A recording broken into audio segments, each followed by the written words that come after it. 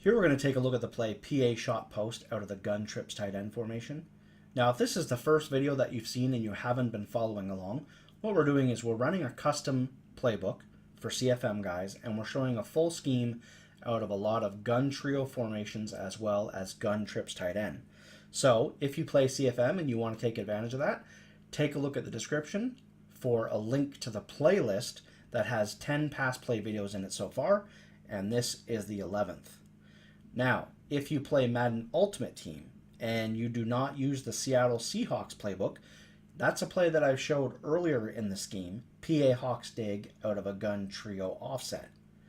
What we're going to do here is we're going to take advantage of the high point passing the same way that we did out of the PA Hawks dig, but this time out of gun trips tight end.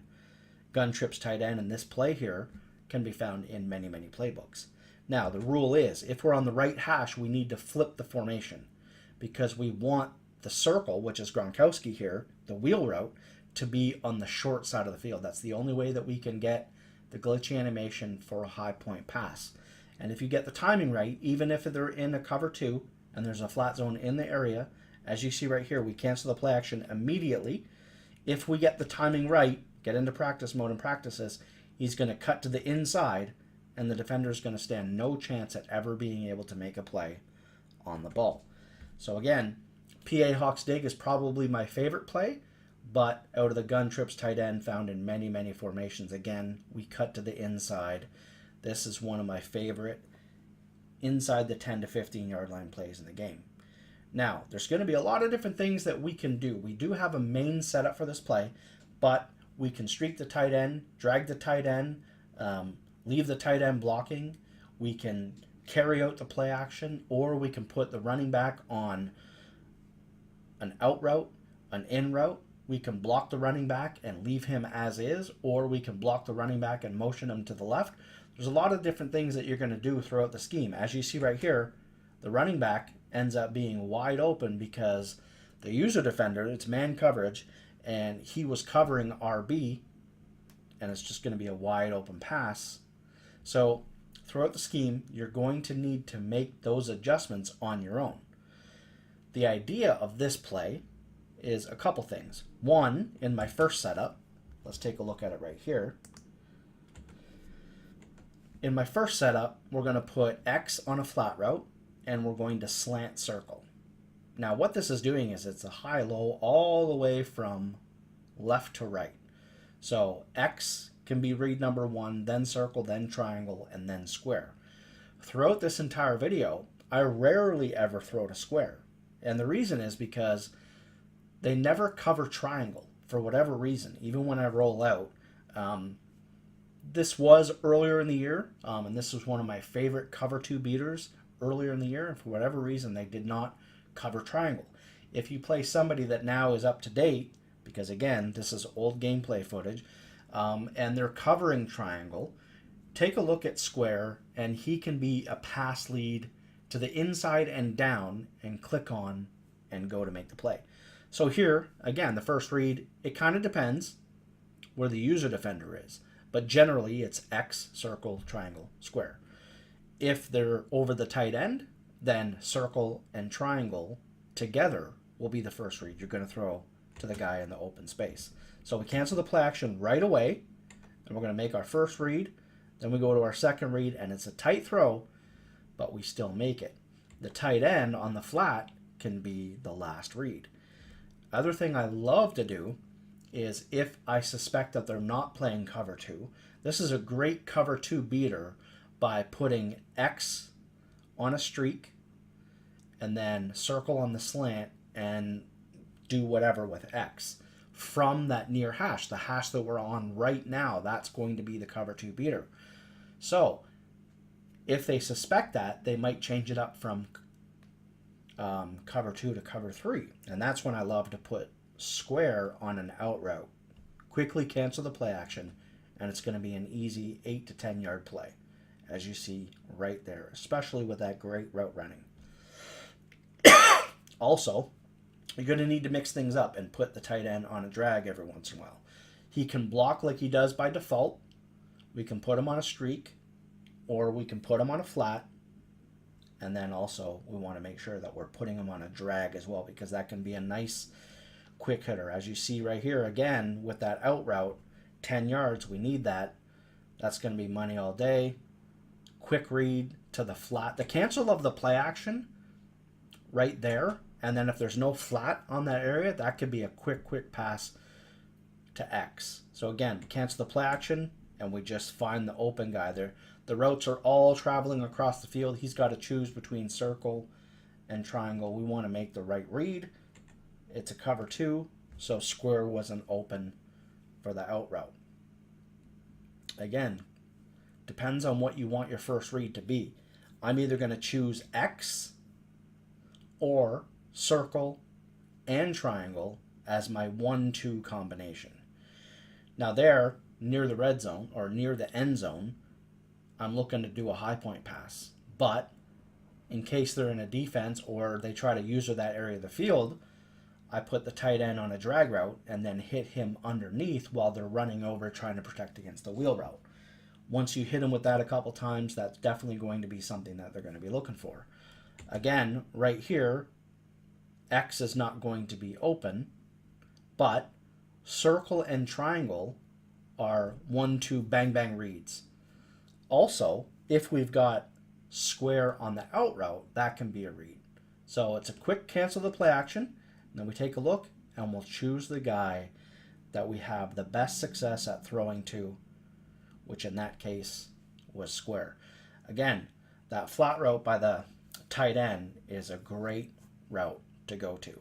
If they're in cover 1, which is very popular, I've talked about that quite a bit, then we've got routes that are crossing the field and are very good. Here, he suspects the out route, but still able to hit that. Just a great overall play. It really is. What it does is, one of the reasons why a lot of these plays that I've shown you guys so far, we're making just a couple adjustments to, it's because these formations are very overpowered. These trios and the trips tight end. So just by doing 1 to 2 subtle little things on each play, it's all about finding the most overpowered routes in the game and abusing them. Now, if you play Madden Ultimate Team and you can't set audibles and you can't use a custom playbook, okay, I understand. But for CFM guys, we thrive on making a custom playbook and scheming. I mean, let's be honest. If you call Nickel Blitz 2, Nickel Blitz 2, people are struggling to find formations that beat that defense just as is. So even if you run a custom playbook, you're still going to struggle, right? A lot of people kind of look down on custom playbooks, but it's just a great way for CFM guys that really want to be able to scheme. And that's what we're doing, is we're just taking advantage of these overpowered routes and hitting them with a bunch of different route combinations, even if, for the most part, the plays are by default. And again, they always need to make sure that they're covering those high point passes, because, we talked about the tight end and we talked about the inside guy on streaks that we're going to high point pass to. But then if we're going to high point pass to a wheel that goes to the outside as well, that just adds a whole new dimension. And then, it's tough. It's tough. I said that single back wide trips was probably the scheme that I had the most success with this year. I would say just because that really caught a lot of people off guard, but I think for my money, this trio scheme is the best. I do believe that this is the best. So what we're going to take a look at now is how to beat cover 2. So what we want to do is we want to make sure that the tight end is on a streak for the most part. And again, high point pass. Just take that high point pass near the end zone, like just all day long. Just take it all day long. So here what we've done is we put the tight end on a streak. We've slanted circle. Now triangle, as you see here, it is against the cover 2. Triangle is going to get wide open. If they don't cover it, I'm in a CFM and I'm playing a D-line user. He's obviously terrible. So we just pass lead that into the corner and we're gone for the touchdown. Let's get into a couple more examples here of them user defending. Again, high point pass all day long. Get your best, tallest guy out there. Now we're on the left hash. This is important. Against cover 2, you want the trips to be on the wide side of the field. So we want to be throwing to the short side of the field. That makes a huge difference. The safeties play a lot different depending on what hash you're on. Okay, so number one rule here is flip the formation so that the trips are on the wide side and the pass ends up going to the short side. So we streak the tight end, we slant circle. That's all you need to do. Now, even if they cover triangle, like you see here, he goes to cover triangle. This is what I love about it so much. So we can just pass lead that into open space. And that's going to get wide open. And a linebacker against a receiver, we're going to win that all day long. Now, I also mentioned about square. It's not ever a route that I throw to in this video because there's really was never any need. As I was running the scheme, people just let me pass lead to triangle all day long, and the guys could never keep up. And it always looked like they were going to cover them, but they never were able to keep up. But square is a read. We're going to pass lead that depending on where the defender is. You know, make your own adjustment. But as you see right here, he thinks he's covering it. We pass lead up just a little bit, and we're making the play. Here, we pass lead down. Let's go back and take a look at that again real quick. Okay, just so you guys understand that one. Okay, so here we wait, and if we wait a little bit more, we could probably hit triangle with the pass lead over top. But circle is open. This is an open pass. The only thing is we need to make sure that we're pass leading down into the outside so that defender can't make a play. If we just throw a regular pass, he's probably jumping that. But as you see there, we pass lead down into the outside, and we're good. So again here, we're going to go to the short side of the field. The trips is on the wide side. Pass lead straight to the outside for triangle. Again, take a look at them, and we pass lead again, away from the defender. You're always going to want to take a look and see where that user defender is. He covers circle. That's the right move. He did everything right here. We could have hit square underneath really quick, but he covers, and we just pass lead up away from him. And now he's not making a play. He's just not making a play. So that's what makes this so effective. I mean, as a user defender, you got to cover so much. Again, see, look at that. He got glitched out. I mean, that's just the way the game works, and that's why plays like these work so much. Let's take a look at his user defender.